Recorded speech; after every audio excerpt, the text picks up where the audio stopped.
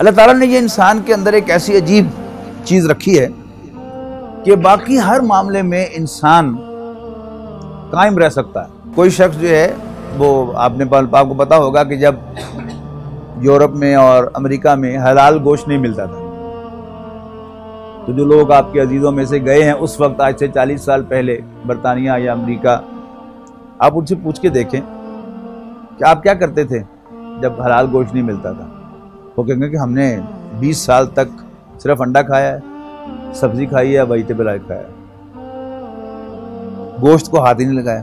آپ کی ٹیبل پر بھی پڑا ہو سور تو آپ جو ہیں وہ اس ٹیبل سے اٹھ جائیں گے، کوئی اپنے اندر کشش محسوس نہیں کریں گے اس کے لیے۔ لیکن اس کے مقابلے میں اپوزٹ سیکس آپ کے کلوز کانٹیکٹ میں رہے تو غیر محسوس طریقے سے آپ جو ہیں وہ اس کی طرف مائل ہوتے چلے جائیں۔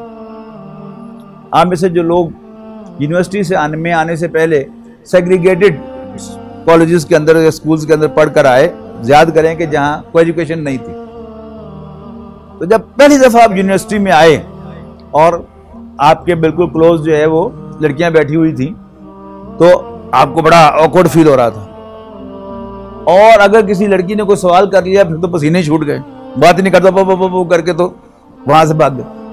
لیکن ایک ہفتے کے بعد پھر یہ معاملہ نہیں ہوتا، You start feeling comfortable۔ شرم جو ہے وہ آہستہ آہستہ ختم ہونا شروع ہو جاتی ہے۔ پہلے دن یعنی ایک بالکل جینوئن بات، کوئی بزنس کی بات تھی جو اس نے پوچھی تھی، آپ اس کا بھی جواب نہیں دے سکے، لیکن ایک ہفتے کے بعد آپ جو ہیں وہ ایکسٹرا کوریکولر بات بھی اس کے ساتھ کرنے کی پوزیشن میں اپنے آپ کو پاتے ہیں۔ یہ کیا ہے؟ یعنی وہ جو شرم تھی، ہیزیٹیشن تھی، وہ ختم ہو۔ شرم، حیا، کیا مطلب ہے اس کا؟ عربی میں حیا، اردو میں شرم، اور انگریزی میں اس کو ترجمہ کیا ہے ہیزیٹیشن۔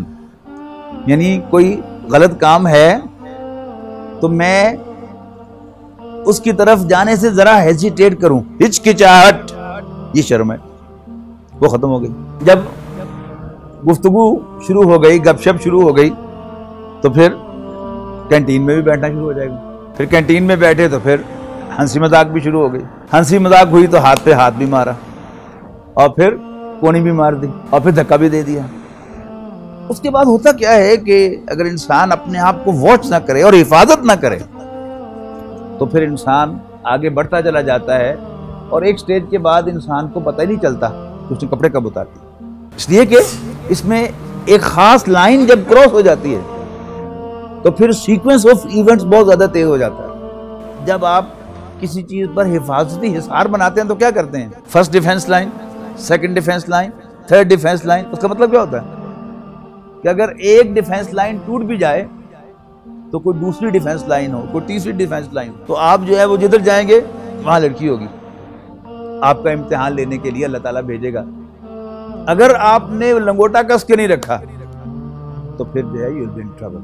اس میں کیا ہے، اپنے ذہن میں ایک لائنز کھینچ کے رکھیں کہ ایک تو کسی علیحدہ کمرے میں کسی لڑکی کے ساتھ نہیں بیٹھنا، اس کو اپنے لیے ایک ڈیفنس لائن بنائیں، اور پہلے اس بات کو سمجھیں کہ یہ انسان کا ویک پوائنٹ ہے۔ پرکشش بنائی گئی ہیں، پرزینت بنائی گئی ہیں لوگوں کے لیے ان کی خواہشات کی محبتیں، من النساء، عورتوں سے۔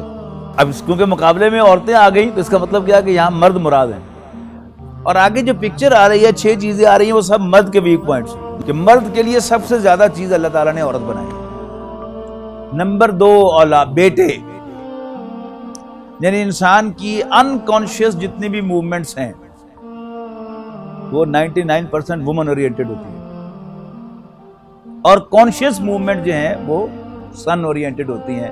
کوئی شخص جاب کرتا ہے کس کے لیے؟ اپنی اولاد کا مستقبل سنوارنے کے لیے، لیکن یہ کیا ہے؟ اس کا شعوری ایکٹ ہے۔